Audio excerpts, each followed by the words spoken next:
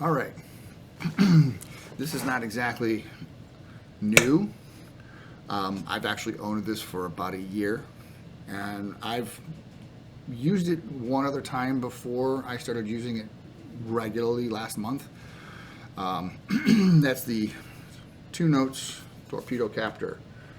There is a newer version called the Captor X, but for my functions and purposes, this suits my purposes perfectly, and there is no reason for me to upgrade to the newer version because this does what I need perfectly. This does have a reactive load box, which is what I use it for. It will take up to a 100 watt amp. It has a 20 dB attenuator, which it'll cut a little bit of the volume off the amp, but not a whole lot, because you're only killing 20 dB. About the only thing that's going to be good for is, say you are at a small venue and you want to hit that sweet spot of your amp, but you don't want to piss off the sound guy. That might get you down to the point where you're not going to piss him off. Who knows? Probably not, but it could. This also has a 180 phase ground lift. This is your output volume. It does have a mechanical IR in there, for one for guitar, one for bass. I used it once, didn't really care for it, so I haven't really revisited it. You can use the TRS cable to get a line out, or you can use the XLR, which is what I use to feed my DAW and all that kind of stuff. This will also work off of both phantom power and a 9-volt power supply, just as long as you make sure you get your polarities correct in there and everything. That's pretty much it for this thing.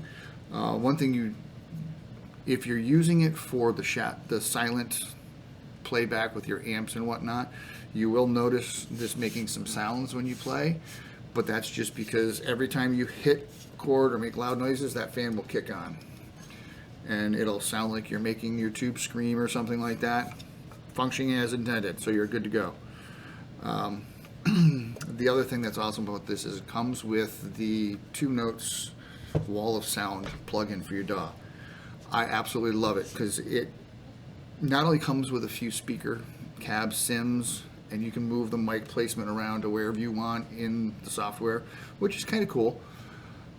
It also allows you to use it as an IR loader. So being a former Helix user, I've got a ton of IR sitting on my computer, so I can load them all in there, pump my stuff through there, and get it coming in that way.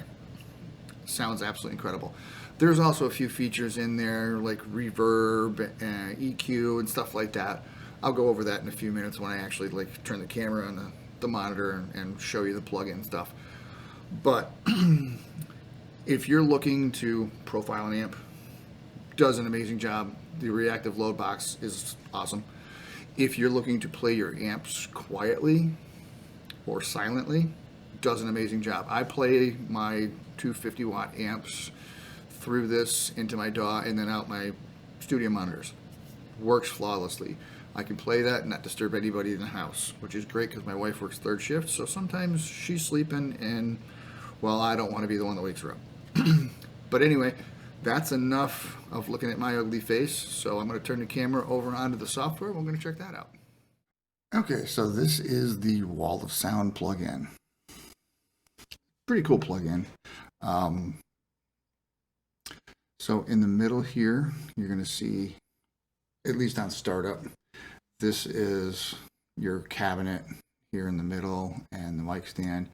You can pull the mic out and around and closer and left, right, angle, whatever. And this column to the left, you can shut it all off, turn it back on. You also got guitar, bass, user, which, as I said before, is my favorite version of them all, computer, and online. Online is good enough to check them out. Don't try to record with them because it will get interrupted occasionally. So when I'm searching, I always kill the online and the bass, because while I'm not a bass player and I don't like the online stuff.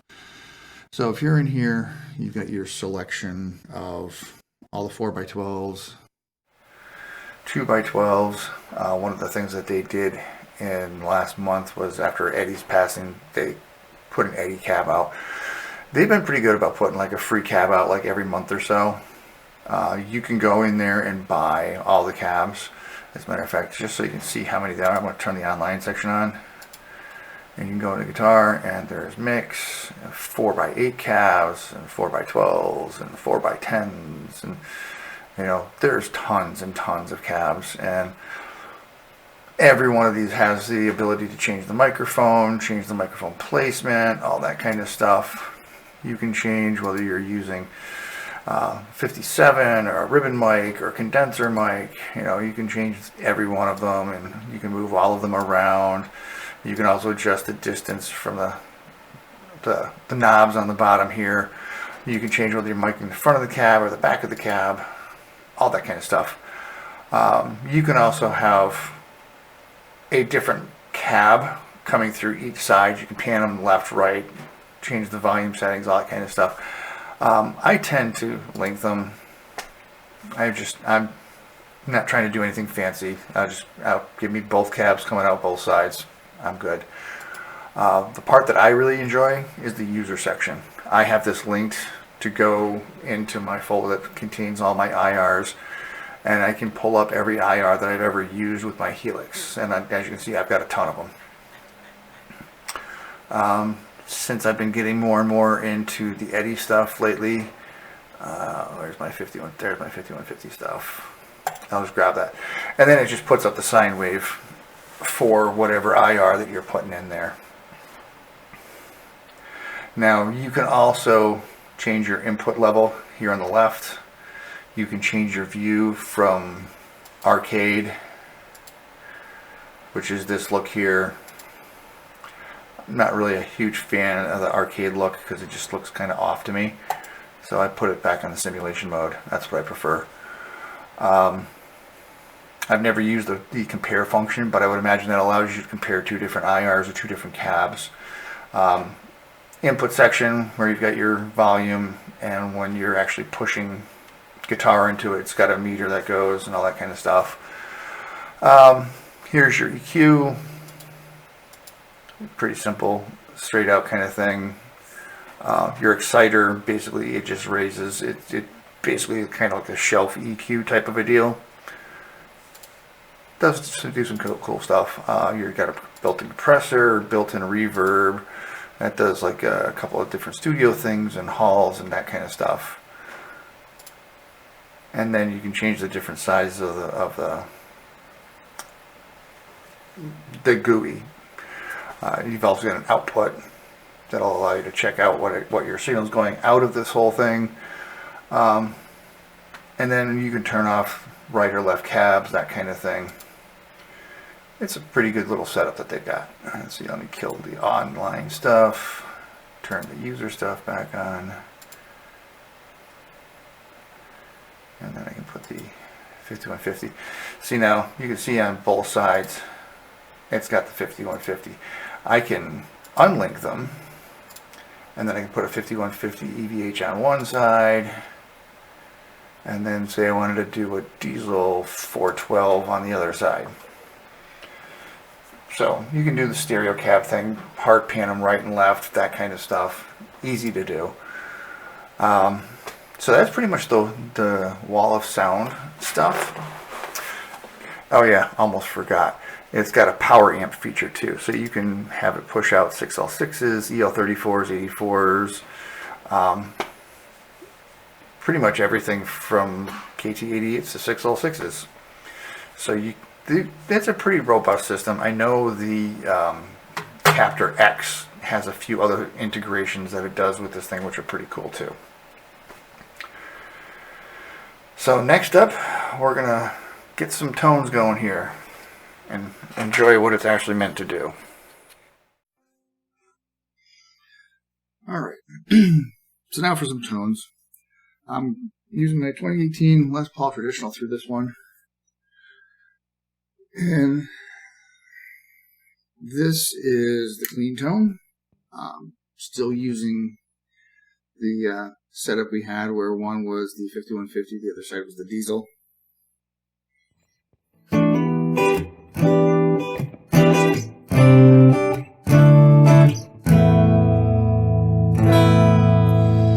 So right out of the gate, you can see that my input and outputs are really, really high. So first thing we want to do is take that down a little bit. See if that helps.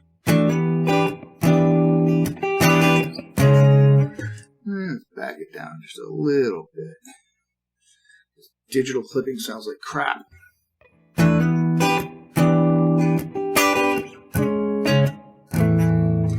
Alright, just a little bit more.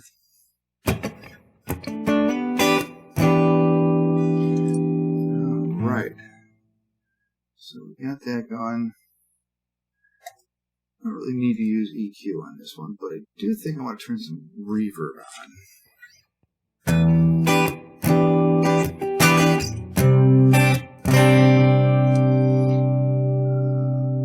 Let's actually add a little bit of the wet signal in there.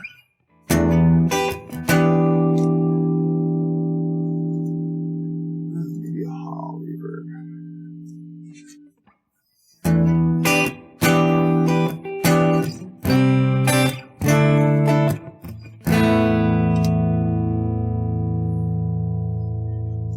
And since we're doing clean stuff, let's add some compressor.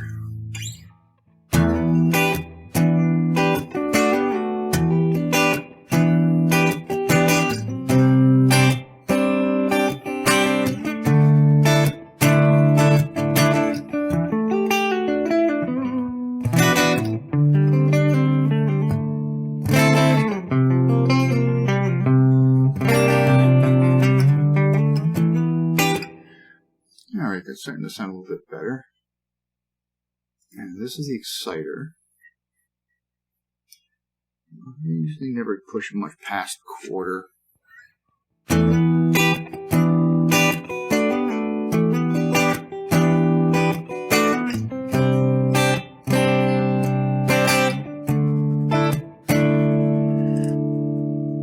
I think I'm going to change the IR here because I'm not really feeling this diesel one. Actually, you know what? We're just going to link them.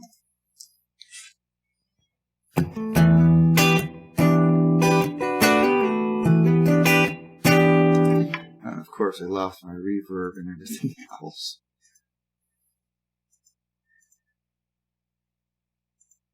Oh, some wet, little lows, little highs. Let's see where that's got us.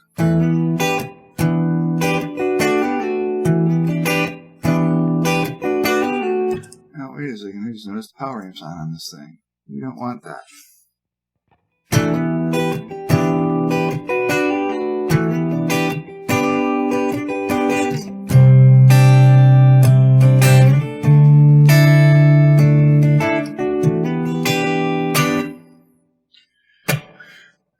Alright, that's starting to sound a little bit better. Now let's add some dirt to this thing.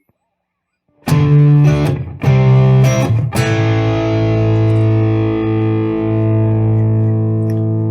it's sounding like a little bit too much output on that.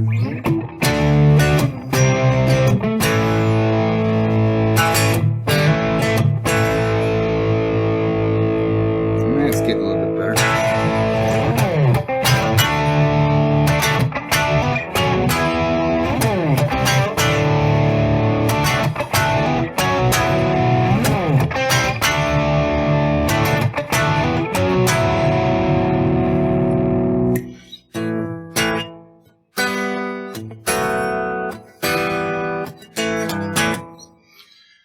Alright, so that sounded a whole bunch better already.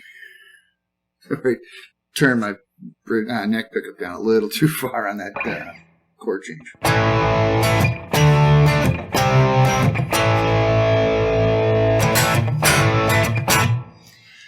So that's pretty much this whole thing. And of course in the menu you can do all sorts of different stuff. There's the manual in there, your license info, you can check for updates, all that kind of, you know, official stuff that most people, including myself, aren't really too concerned with. But that is mainly this whole thing. But let's also go into some of their stuff so I can show you that. Let's see, let's try the Friedman here.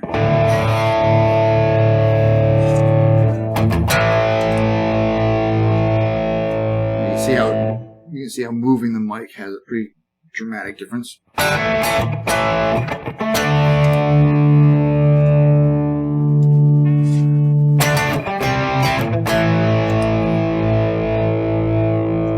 Mic the back of it for like some serious bass going on.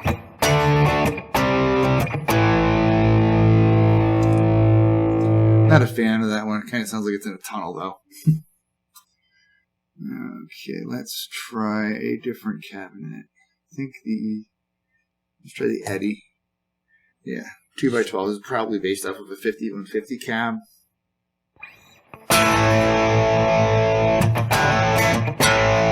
It definitely has the high end of Eddie gear.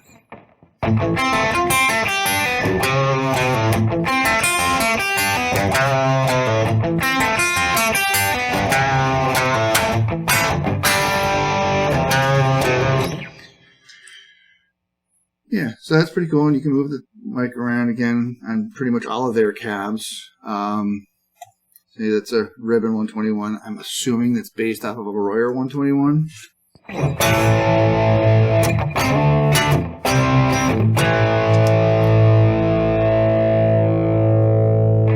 It just makes me want to really turn up the, whoops, not the low. The high-end exciter, see if we can brighten that up a little bit.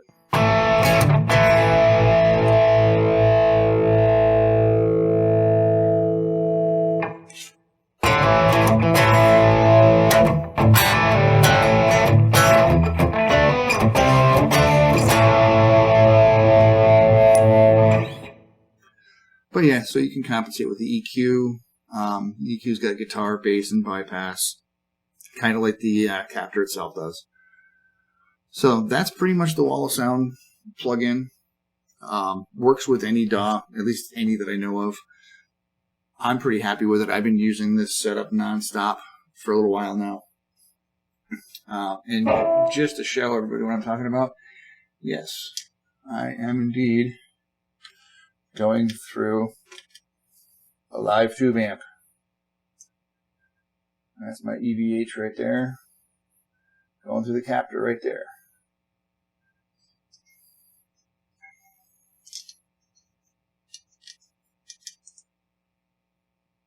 Hope the shaky camera stuff didn't make anybody nauseous.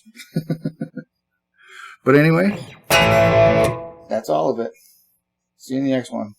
Please like, subscribe, share, all the good stuff. Talk to you later. Bye.